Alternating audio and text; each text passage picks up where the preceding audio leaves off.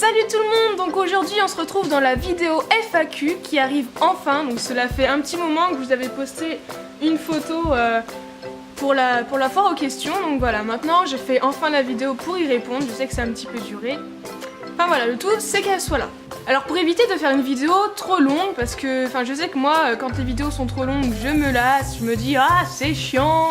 Voilà, au lieu de vous dire les questions et puis après de vous dire les réponses, j'ai tout regroupé et en gros je vais faire un mini exposé sur Snoopy et par la même occasion sur moi, enfin voilà, sur notre activité.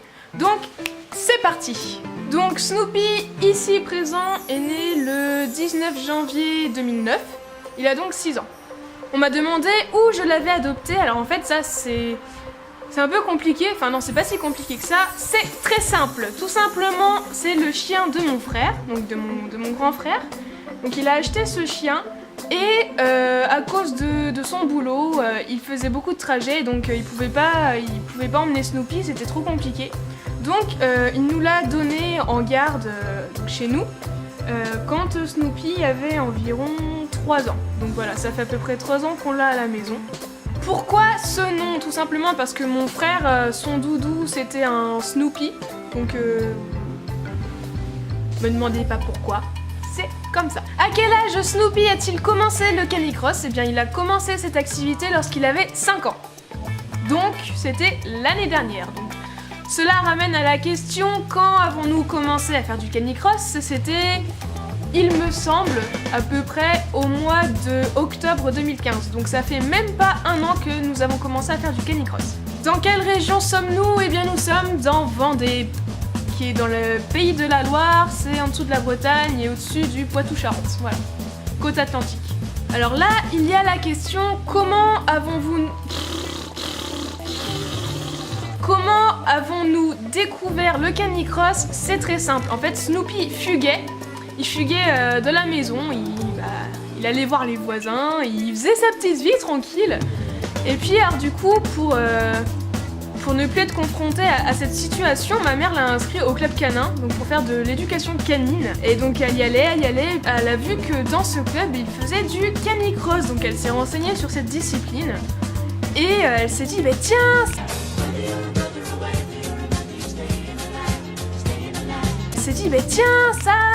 ça devrait faire plaisir à ma fille, je pense que ça sera contente de faire ça, donc faut qu'elle teste. Donc ma mère, elle est venue me voir, elle m'a dit bah tiens Océane, je pense que cette activité te plairait. Bon, moi au début j'étais un petit peu sceptique, puis j'y suis allée un dimanche avec Snoopy, on m'a prêté le matériel et alors là, mais c'était juste fantastique quoi. Enfin de toute façon sinon je ferais pas cette vidéo, j'aurais pas cette page, voilà. C'est comme ça qu'on a découvert le canicross.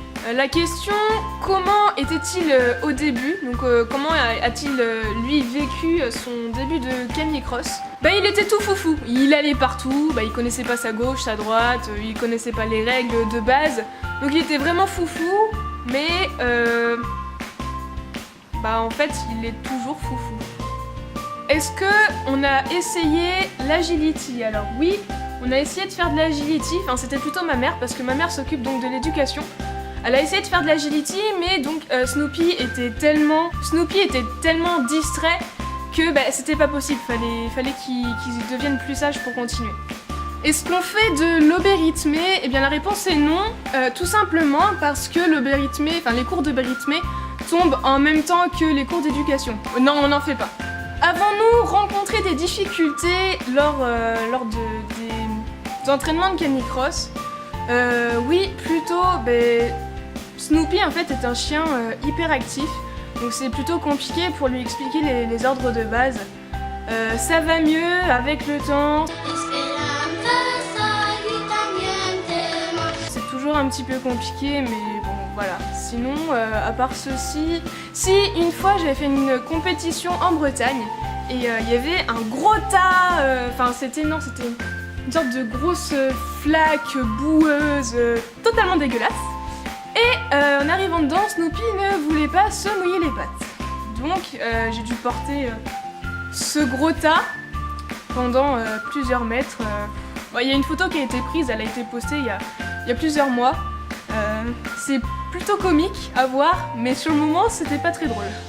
Est-ce qu'on fait des compétitions? Eh bien oui, on fait des compétitions. Donc de canicross et bientôt on va se mettre au cani-VTT.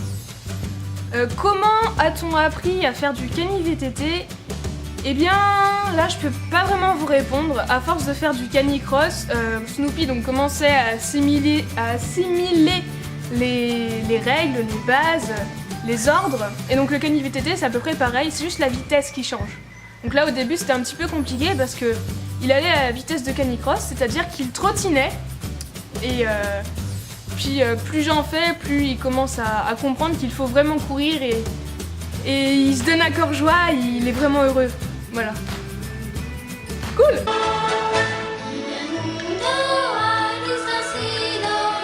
En quoi consiste le canicross? Alors le canicross c'est une activité où il faut avoir avant toute chose une grande complicité avec son chien. Les gens pensent en général que c'est facile de se promener avec son toutou, mais c'est pas vraiment ça en fait.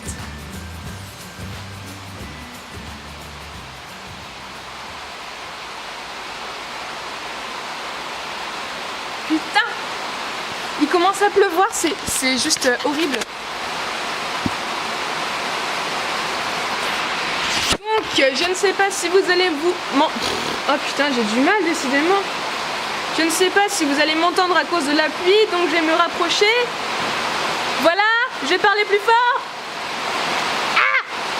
Donc je disais, le canicross, les gens veulent vraiment s'éclater avec leur chien, il y a des choses à faire s'ils veulent aller en concours. Voilà, c'est pas simplement de la balade avec son toutou comme certains pourraient le penser. Des fois ça m'énerve parce qu'on dit que le canicross c'est pas un sport. J'aimerais bien voir ces personnes s'y mettre. Il faut donc avec le chien qu'il y ait un lien afin que ça serve de connexion, ce qui est vraiment quelque chose de très important. De toute façon, cette connexion se fait au fur et à mesure du temps et au fur et à mesure où on le fait.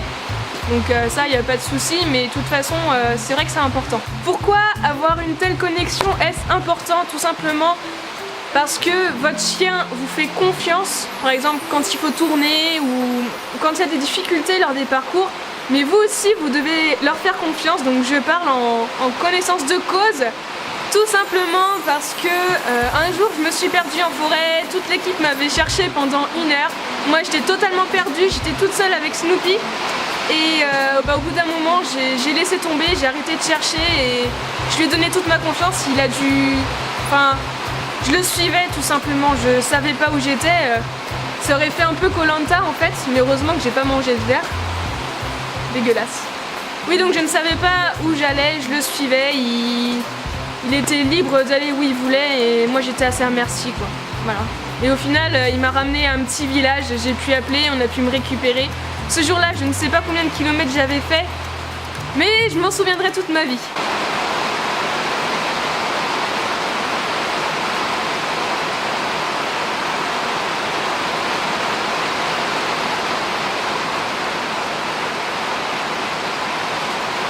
Je sais pas si je vais pas me mettre ailleurs. Il pleut vraiment beaucoup, j'espère que vous allez quand même m'entendre. Donc pour revenir aux bases du canicross, c'est un sport où vous avez un harnais, où le chien a son harnais. Entre vous deux, il y a une laisse élastique. Donc c'est un sport où le chien vous tracte quand vous courez. Donc vous allez vraiment beaucoup plus vite que votre vitesse quand vous courez normalement. Wouh! Yeah. Donc vous allez vraiment plus vite par rapport à la vitesse quand vous courez, quand vous faites de la course à pied.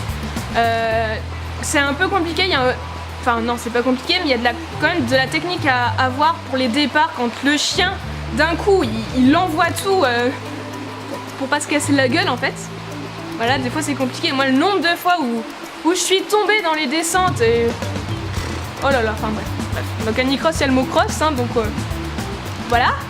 Sinon, pour ceux qui veulent tester, vous pouvez toujours commencer par la cani-marche de toute façon. Mais de toute façon, vous voyez par mes photos, par mes actus, ce qu'est le canicross, donc je vois pas trop ce que je peux vous apprendre davantage. Mais de toute façon, si vous avez d'autres questions, n'hésitez pas à m'en envoyer et je vous y répondrai avec plaisir.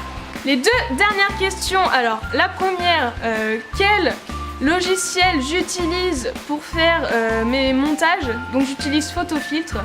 Et l'autre question, quel logiciel j'utilise pour faire mes vidéos? Donc j'utilise Sony Vegas Pro version 11. Je crois que c'est tout. Ah si, il y a quelqu'un qui m'a posé la question, quelle croquette j'utilise pour Snoopy? Donc c'est plutôt varié, et puis là il y a les sponsors qui nous envoyaient des choses à manger. D'ailleurs merci si vous passez par là. Mais sinon en règle générale on va chez Decathlon, je ne sais plus la marque, mais on va chez Decathlon au rayon chasse. Donc il y a des croquettes de chien là-bas. C'est plutôt équilibré, c'est sympa. Voilà. Cette vidéo touche maintenant à sa fin, j'espère qu'elle vous a plu. J'ai essayé d'être plutôt rapide et efficace dans le choix de mes réponses. Donc si vous avez d'autres questions, n'hésitez surtout pas à nous en envoyer. Je vous y répondrai dès que je pourrai, c'est-à-dire rapidement. Voilà! Merci d'être autant sur la page, d'être autant nombreux, ça nous fait vraiment extrêmement plaisir. Donc voilà, merci beaucoup, je vous fais plein de bisous et à bientôt!